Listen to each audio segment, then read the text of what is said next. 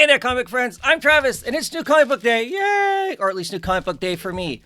These are books from the week of August 28th, 2024.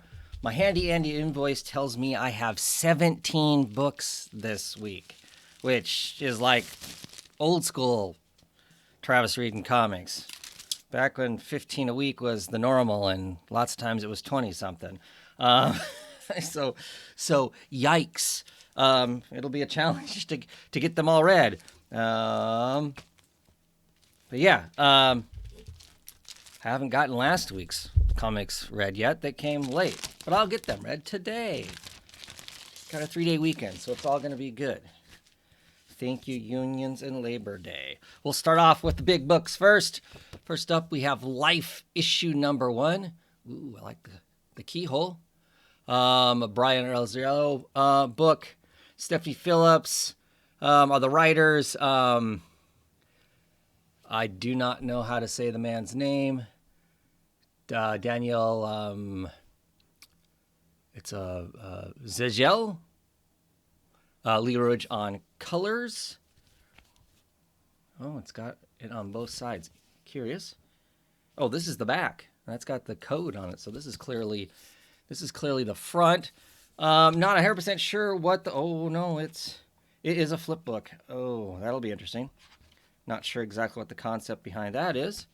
We'll find out though. But big fan of the artist. That's why I picked the book up. I think I first ran across him. He took over the art on Desolation Jones after J.H. Williams left way back in the day. He did a book with Brian Wood, Starve, which I really liked. Alex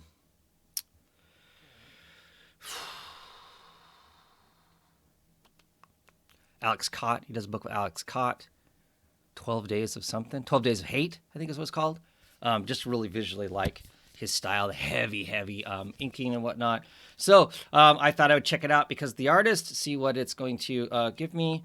Not, like I said, don't remember exactly what the concept was behind it, which is fine. I don't need that going in. I mean, it'd be helpful for you all to know maybe what it's about or where to check it out, but doesn't matter for me. White Boat, issue number 2. Yeah, got some wild Chthonian stuff going on, wraparound cover. Another one of those, it's more about the artist. Francesco Vecchiavella. Good stuff. First issue was interesting, so I'll be curious to see what plays out in this one. Don't like the ocean, but I like the sea, so we'll see. Next up, we have Detective Comics. Is this 181? Nope. 1088. God, I think we're getting close. I think we're getting close to the end. Cover implies that it's going to be heavy Mr. Freeze because he just launched a big attack on our bad guys as all of Gotham fights back. I really like that cover with Gotham in the snow globe there. Like the line art and the etching for color contrast and whatnot. Very cool. Very cool. Really been enjoying Detective Comics. Ram V's story has been really cool.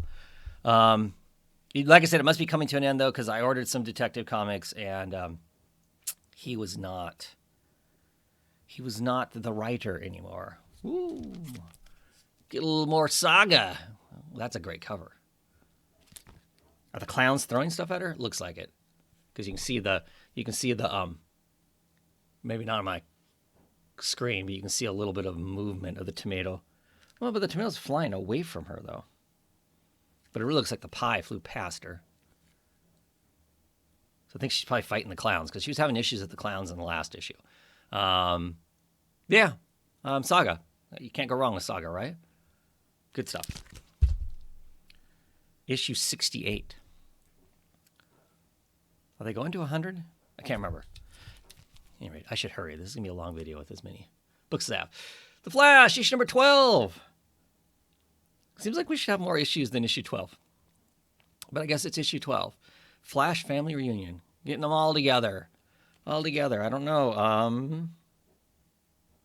I've been enjoying this. I've been enjoying the kind of sci-fi-esseness of it. Now we've kind of wandered more off into metaphysical end of things. But yeah, I've been enjoying it. I'm really curious to see, what plays out. I largely think it's Cy Spurrier writing. I like Cy Spurrier's writing most of the time, and he's telling a good story here. Speaking of Cy Spurrier writing, John Constantine, Hellblazer, Dead in America. I'm wearing old school Hellblazer shirt. Yeah. Is that the demon? That is a wild version of the demon if that's the demon and not just a demon.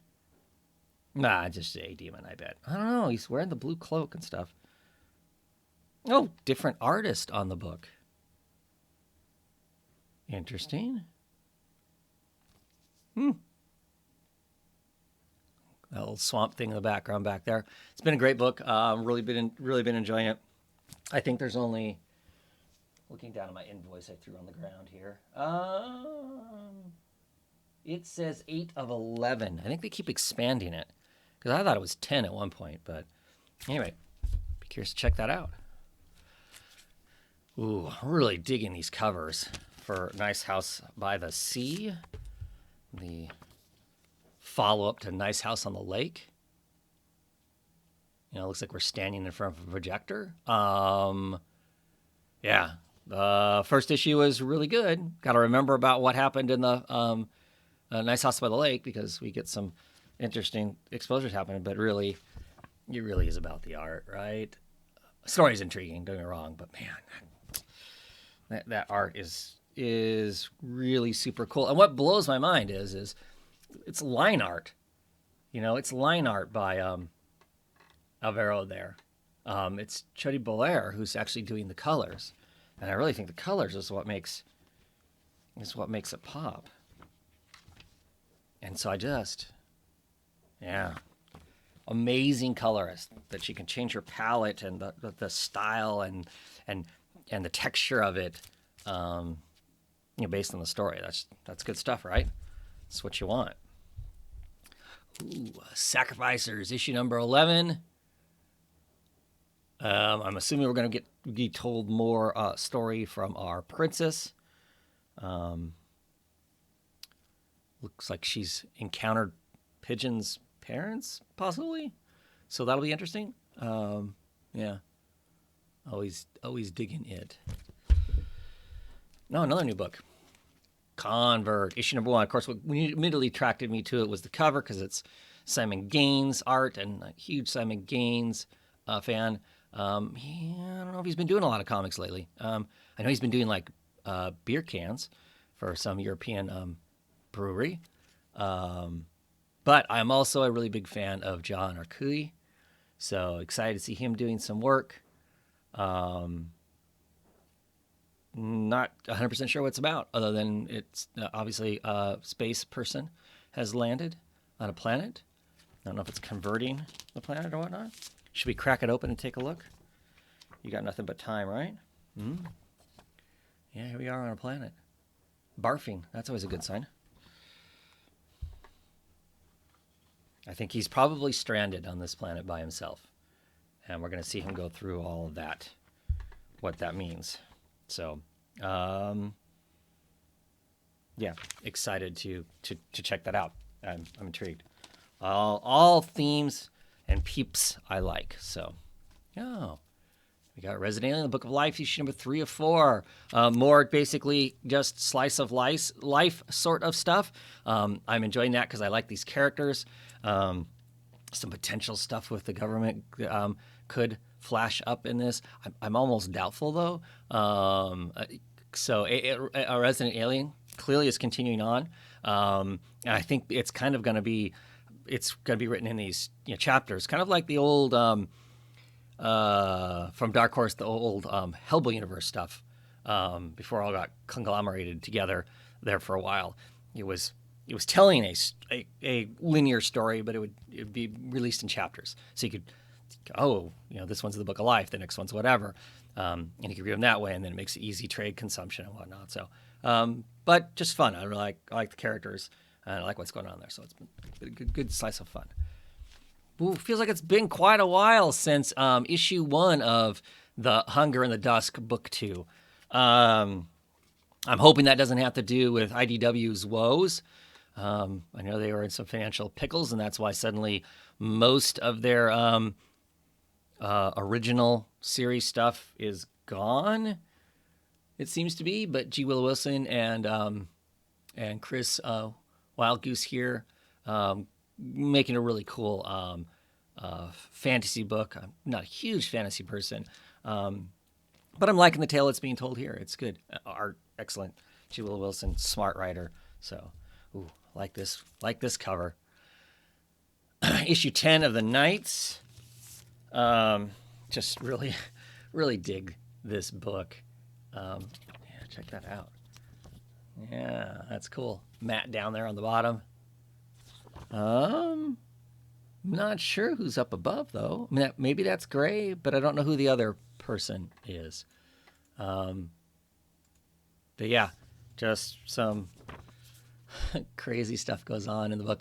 There you go. There is the playlist. Every issue has its own playlist, which is awesome. There's always a shirt of the month in the back that you could get if you wanted to. I liked the last one, but when I went to the website, that shirt wasn't listed yet. So I don't know if this keeps up with it or not. I kind of like that one too. It's just really interesting because it doesn't scream the book, but it does at the same time. So, and this episode is called "It's a Matt World." Not Mad World, Matt World. Matt the Skeleton. So we're gonna see some of his stuff hopefully play out. But yeah, the book is crazy. Got some cool stuff going on. Alternate history and whatnot. Florida is kind of its own country, along with Spain and some other wild stuff. So always a lot of fun.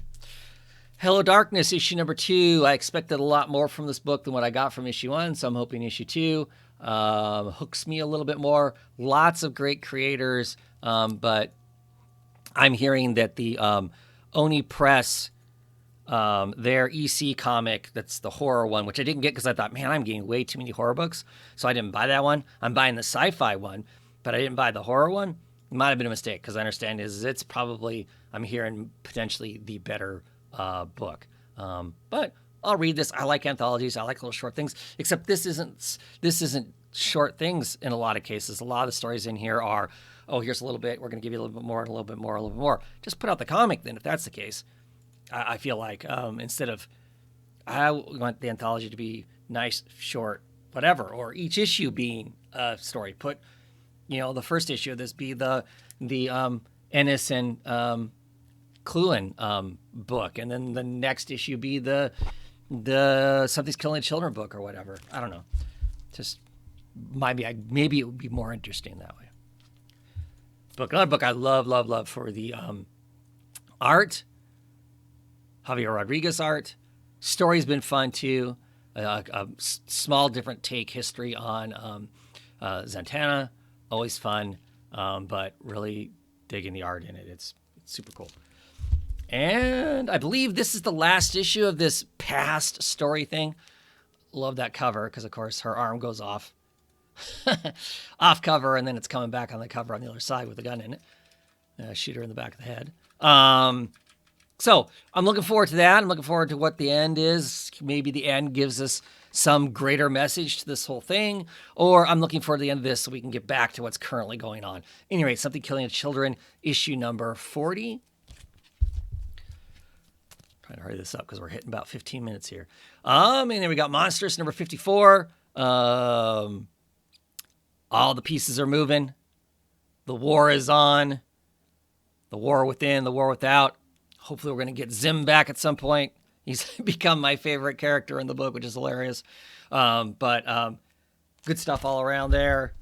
Amazing art. And then finally this time we've got Gromlet's issue number 4 of 7, it says now on it. And this has been fun. Been a fun slice of, late 80s, early 90s. California, skate, whatever life of teens. So fun stuff. Fun stuff. That's it. Hopefully I'll be back tomorrow with last week's books that I didn't show you, but I'll be talking about them with a video and on and on and on. Anyway, have a great one, everybody.